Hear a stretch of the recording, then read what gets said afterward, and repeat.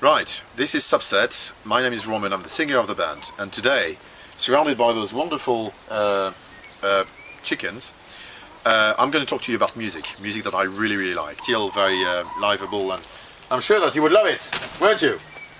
And these albums have changed my life. Okay, am I allowed to speak? Yes. Good, okay, cool. Let's go through these CDs then, Rob, shall we? Yeah, let's do that. Good. The first album I've got here is the Alice in Chains Grind album. Absolutely amazing. My favorite track on this album is Grind and Again and Frogs. I was very scared about the fact that you could put a dog with 3 legs on the cover of an album. The first time I heard it, I thought it was actually very scary, very deep. That's exactly the kind of tormented melodic album that I really liked. I thought it was really freakish, and it totally changed my life. I was used to practice on Grind when I was in my early teens, 14 maybe. Fantastic album, Rob. The second album that I absolutely adore, Deftones, Around the Fur. This one came out a little bit later. It was a little bit more new forms of expressing anger and frustration and dynamics on the music. I was very impressed by the guitar, very impressed by the vocals. I really like the pictures and the artwork. My favorite songs on this album are My Own Summer, Be Quiet and Drive, and Around the Fur. I was maybe 17 when I started working on this one, and it came across as a friend of mine started jamming on this in a studio, and I immediately asked him, okay, well, what is this tune that you're playing? Because I really liked it. And he told me it was on Around the Fur, so immediately I rushed and bought the album, and I was very happy with this. The third one is Nirvana's In Utero. That album completely changed my life. I was maybe 13 or 14 when it got released. The artwork is very disturbing. As you can see, I've picked up a variety of albums that looks more neurotic than anything else. You can see intestines, organs, and birth and pregnancy related installations and artistic things. This album completely changed my life. The way it was recorded, the way it was angry, melodic, despaired. I was very impressed by the vocal techniques, absolutely sublime by the guitars. I think I had 2 different periods on this. Initially I liked it for the songs that were used to play on radio, like Rape Me or Heart-Shaped Box, but now I'm far more a huge fan of Serve the Servants, Very Ape, and maybe Milk It. I mean, those very noisy songs that are so wonderful to hear and to play. Is that your favourite Nirvana album, do you think? Well, it's difficult to say, but that's the one that influenced me the most, I'd say. Then after the second, right after the next would be probably Bleach. Second album, sorry, fourth album on the list. Okay, far more modern. An album that you probably all know is The Strokes.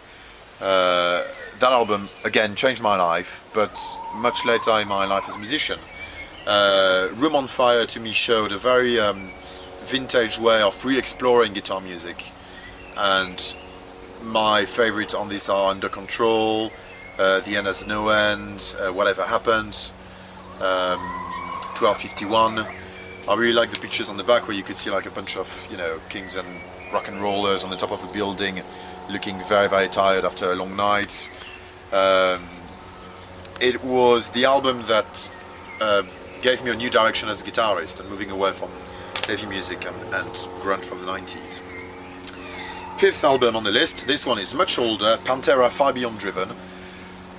Again, this album again changed my life. I mean, the first time we've heard Becoming on the radio, me and my brother started bouncing and moshing in my mom's kitchen in south of France. I was 15 when that album was released. It was such a blow in the face that I just couldn't believe everything that was feasible on guitar. I mean, Dimebag Darrell was an absolute genius. I remember listening to the 5 or 6 first songs on this album in one go, in loop, and trying to learn the guitar parts. I could play Strength Beyond Strength, I could play 5 minutes alone, I could play Unbroken, but then the second part of the album is just way too technical and amazingly melodic and complicated and heavy. I really love the color. I loved it was very new. Nothing of that sort was released at that time, and in France it was extremely popular. The sixth album I've got on that list is a much older album. It's Black Flag's Damaged. It was released in 1981. Black Flag was not massive in France in the 80s or in the 90s, but now there is a little bit more attention gained from kind of old, early hardcore, late punk American movement. I actually came across that album fairly recently. I was not aware of Black Flag. I mean, I started listening to Black Flag maybe 10 years ago when I just arrived in the UK. But that album is wonderful because it proposes 15 songs that are ultra damaging, very short, like Spray Paint, you know, Six Pack, Police Story. I mean, that's a direction that influenced me much more over the last year or 2 years. I really like that album. I think it's wonderful. I really like the artwork too, and I think that's probably what also you. It's a fantastic album. Fantastic album, isn't it? Right, we're completely moving off a genre. We're going into very heavy music. This is Morbid Angel's second album called Blessed Are the Sick, released by Earache in the very early 90s. This is a proper death metal album. I absolutely adore the colours. I'm not at all a Satan, pagan worshipper at all. I'm actually much more of a Christian. But I absolutely was fascinated by the artwork, the attitude, the colours, the dynamic on the music. The music was as fast and mad and insane as you could think of, really. I mean, there were absolute all-time favourite tracks, like, for instance, Day of Suffering. Fourth is Cerebral Ballzy, called Cerebral Ballzy album. This album is a very new album. It was released only 2 years ago. Again, it's been a massive source of inspiration. I absolutely love the artwork, the simplicity, the black and white. The music is extremely fast. It's very angry. It's frustrated, and yet it's not desperate. It's not tortured. It is. On this album, I absolutely adore songs like On the Run, Office Rocker, Insufficient Fare. I think the first song I've heard from Cerebral Ballzy about Junkie for Her. That's exactly the kind of music I love. I listen to at the moment. That's what I shower with at the moment. Next album. Great videos as well. Great videos too. Yeah. Great videos too. Next album, completely different repertory. This is from Brazil, Sepultura's Chaos Idea. Sepultura. Okay, when this got released, again, it totally changed my life. I mean, this is exactly the kind of album where I had an absolute crush on for both the heaviness, the melody, the speed, the slow tempo, the pre-hardcore inspiration that so many people listen to nowadays, but they listen to very new bands that don't really know what they are doing. This album came out after 15 years of very hard work. It's a true, absolute piece of mastery from A to B, and everything. A to Z, on this album, I absolutely adore Slave New World, Cocaioas, Propaganda, Biotech is Godzilla, The Hunt, Clenched Fists, Refuse Resist. It was back in the time when Roadrunner was doing good stuff. Not like now. And he had that very distinctive Brazilian flavour that just came across from nowhere, and it was wonderful. I listened to this, I was maybe 18, I was doing my first job in a manufacturing plant in south of France. I was full of anger and hatred for everything because I had no money and no freedom whatsoever. This absolutely gave me the fuel I needed to carry on.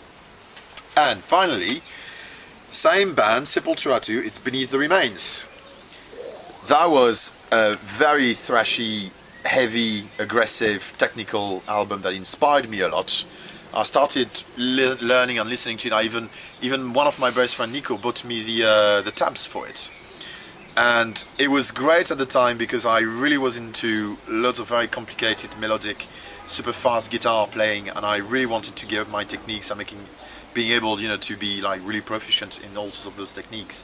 So that album, I really adore the artwork. Not because it's about a skull or because it represents death, but just because of the colors, the design. There are all sorts of different levels of granularity you can see on that particular picture. I also loved the band members at that time. I thought that long hair, looking like really into what they were doing. I thought that was absolutely wonderful. On that album, I absolutely adore Beneath the Remains, Stronger Than Hate, Mass Hypnosis, Slaves of Pain. I remember making fun of Primitive Future because the lyrics were a little bit stupid and naive, but some of the I didn't particularly like the album for the lyrics. I really liked it for the speed, for the guitar proficiency, for the melodies. It was wonderful. And this is the end of the list of all the stuff that I listen to and I use to make the music. Thank you, Rob.